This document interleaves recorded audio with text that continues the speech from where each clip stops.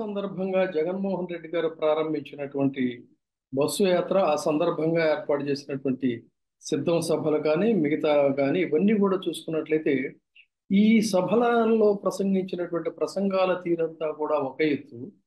పులివెందుల్లో ఆయన చేసినటువంటి ప్రసంగం తీరు మరొకటి అని చెప్పని చాలా విలక్షణంగా, విశిష్టంగా, ప్రత్యేకంగా వీటన్నిటికంటే కూడా విభిన్నంగా ఉందని చెప్పని చెప్పక తప్పదు.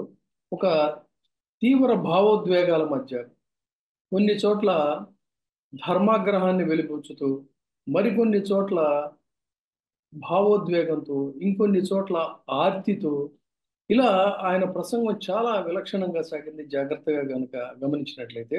అంతేకాకుండా చిరకాలంగా ఇటు వైఎస్ఆర్సిపి అభిమానుల్లోనూ, తటస్థుల్లో కూడా ఉన్నటువంటి కొన్ని సందేహాలని కూడా ఆయన కుండబద్దలు కొట్టారని చెప్పాలి. కొన్ని సందేహాలకి పరోక్షంగా సమాధానాలు ఇస్తే, కొన్ని సమస్యలకి చాలా సూటిగా, విస్పష్టంగా చెప్పారు.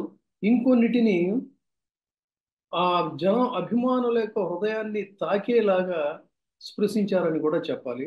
ప్రత్యేకంగా ఒక సెంటిమెంట్ కూడా, ఒక బలమైనటువంటి సెంటిమెంట్ను కూడా పులివెందుల, కడప అనేటువంటి దీనికి సంబంధించి ఒక సూటిగా ఆ జనాల్లోకి హత్తుకొని వెళ్ళేటట్టుగా పులివెందుల అన్న, కడప అన్న అది పూర్తిగా వైఎస్ కుటుంబానికే సొంతం.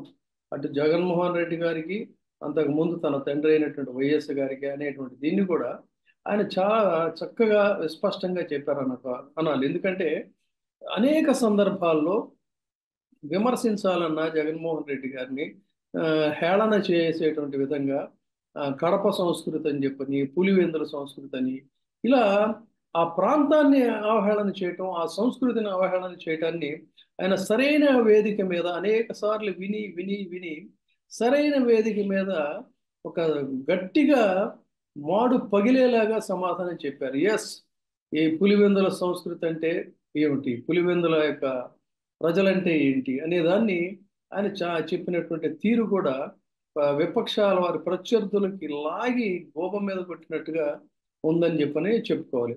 అదేవిధంగా వైఎస్ రాజశేఖర రెడ్డి గారికి సిసలైనటువంటి వారసులు ఎవరు? ఆయన మరణించిన తర్వాత ఏ కాంగ్రెస్ పార్టీ పూర్తిగా దేశంలో చతికిలు పడిపోయి ఆంధ్రప్రదేశ్లో అసలు అధికారాన్ని కైవసం చేసుకునేటువంటి కనీస ఆశలు లేనటువంటి తరుణంలో రాజశేఖర రెడ్డి గారు తన యొక్క ప్రజాప్రస్థానాన్ని ప్రారంభించి ఏ విధంగా ఆ పార్టీని అధికారంలోకి తీసుకొచ్చారు, అనేక మంది ఎంపీలని అందించి జాతీయ స్థాయిలో ఆ పార్టీ మళ్ళీ తిరిగి అధికారంలోకి రావడానికి 2 సార్లు ఏ రకంగా ఒక మూల స్తంభంలా నిలబడ్డారు. అటువంటి ఆయన మరణించిన తర్వాత కూడా ఆయన మీద ఎఫ్ఐఆర్లో ఆయన పేరు చేర్చడం అనేటువంటిది ఎంత అమానవీయం, అమానుషమో ఆ విషయాన్ని కూడా స్పష్టం చేస్తూ, అటువంటి వాళ్ళ పంచన వైఎస్ రాజశేఖర రెడ్డి వారసులైనటువంటి వాళ్ళు ఆయన పేరు చెప్పుకుంటూ చేరడం అనేటువంటిది ఎంత దుర్మార్గమైనటువంటి వ్యవహారము, దాన్ని చాలా స్పష్టంగా చెప్పారు.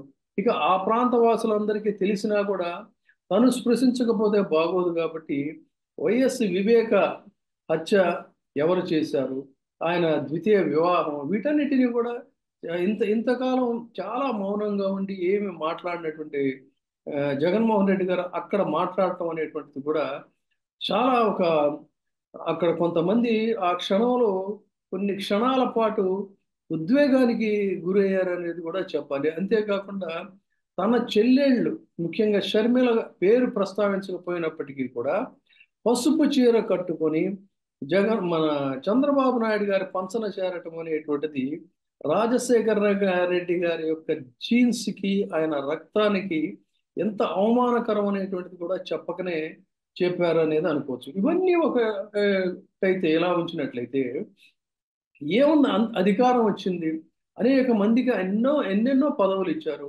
అటువంటిది సొంత చెల్లెలు కదా, ఒక పదవి ఇస్తే సరిపోదా, లేదా ఒక ఫేవర్ చేస్తే సరిపోదా అనేటువంటి భావన వాస్తవానికి చాలామంది జగన్మోహన్ రెడ్డి గారి అభిమానులు, లేదా ఇంకా చెప్పాలంటే వైసీపీ అభిమానుల్లో కూడా అనేక సందర్భాల్లో ఈ ప్రశ్న ఉదయించినటువంటి, బయటిగా స్పష్టంగా ఎవరు అనకపోయినప్పటికీ కూడా వాళ్ళ మనసుల్లో ఆ భావన ఉన్నమాట వాస్తవం.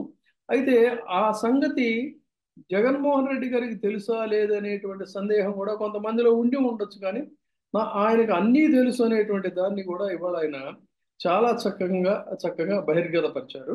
పరుస్తూనే ఎందుకు ఇవ్వలేదనేటువంటి దాన్ని కూడా ఆయన అర్థం చేసుకోగలిగినటువంటి వాళ్ళకి అర్థమయ్యేటువంటి రీతిలో చెప్పినటువంటి ఇదేంటంటే, భగవంతుడు మనకి ఈ పదవిని, ఈ అవకాశాన్ని ఇచ్చారు ప్రజలకు సేవ చేయమని.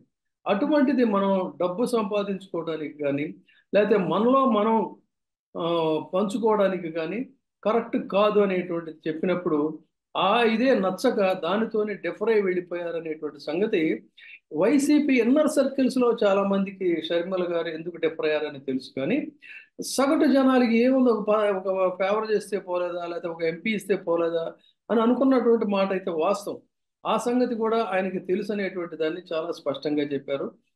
అది వాస్తవానికి ఏంటంటే, మా షర్మిల గారు కాకపోవచ్చు, లేదు వారి హస్బెండ్ కావచ్చు, ఎవరైనా వారి వైపు నుంచి కొన్ని ఫేవర్స్ కావాలి అన్నప్పుడు ఆయన దాన్ని సున్నితంగా తిరస్కరించడం, దానికి మనస్తాపం చెంది వారు డిఫర్ అవటం అనేటువంటి అంశాన్ని ఇన్నాళ్ళు కూడా కాస్త లోపాయికారిగా ఉన్న ఆయన ఆ విషయాన్ని చాలా స్పష్టంగా ఇవాళ బహిర్గతం చేసినటువంటి తీరు కూడా ఆయన ధైర్యానికి, ఆయన నిక్కచ్చితనానికి, ఆ ఖచ్చితత్వానికి ఎలా కట్టుబడ్డారు అనేటువంటి దానికి కూడా ఈ ప్రసంగం ఇవాళ నిలబడింది అనేటువంటిదే చెప్పాలి.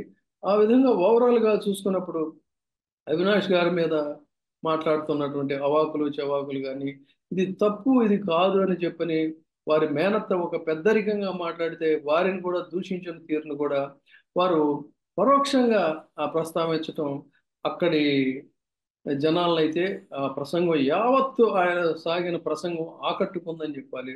కొన్ని చోట్ల ఆ ప్రాంతం గురించి, ఆ ప్రాంత వాసుల గురించి, జరిగినటువంటి తీరు, దాని మీద జరిగే దుష్ప్రచారం గురించి మాట్లాడుతున్నప్పుడు ఆయన గొంతులో ఒక ఆర్తి ఒక చోట స్పష్టంగా జనాలను కదిలించేలాగా కనిపించినటువంటి తీరు. కొన్ని చోట్ల ఒక ధైర్యంగా, మొక్కమోనటువంటి ధైర్యంతో ఎంతమంది ఎన్ని దాడి చేసినా వెనకంజ వేసే పనే లేదనేటువంటి దాన్ని కూడా ఆయన చెప్పినటువంటి తీరు ఆయన ధైర్యానికి, ఆయన శౌర్యానికి కూడా ఒక ప్రతీకగా నిలబడుతుందని చెప్పొచ్చు. అలా మొత్తం యావత్తు ప్రసంగం అంతా కూడా పులివెందుల ప్రజల్ని కదిలించింది ఈ రోజున ఆయన ప్రసంగం. కేవలం ఆయన ప్రసంగం పులివెందులకే కాకుండా ఈ రాష్ట్రంలో ఉన్నటువంటి జనాలకు కూడా చాలా మందికి కొన్ని సందేహాలకి విస్పష్టమైనటువంటి సమాధానాలు కూడా ఈ ప్రసంగం ద్వారా లభించాయని చెప్పని మనం అనుకోవచ్చు. మొత్తంగా చూసుకున్నప్పుడు ఏంటంటే, ఈ ప్రసంగం ఇప్పటి వరకు సాగినటువంటి అనేక ప్రసంగాలకి ఇది ఒక కొసమెరుపుగా, అదేవిధంగా ఒక హైలైట్గా కూడా నిలబడుతుందని మనం అనుకోవచ్చు.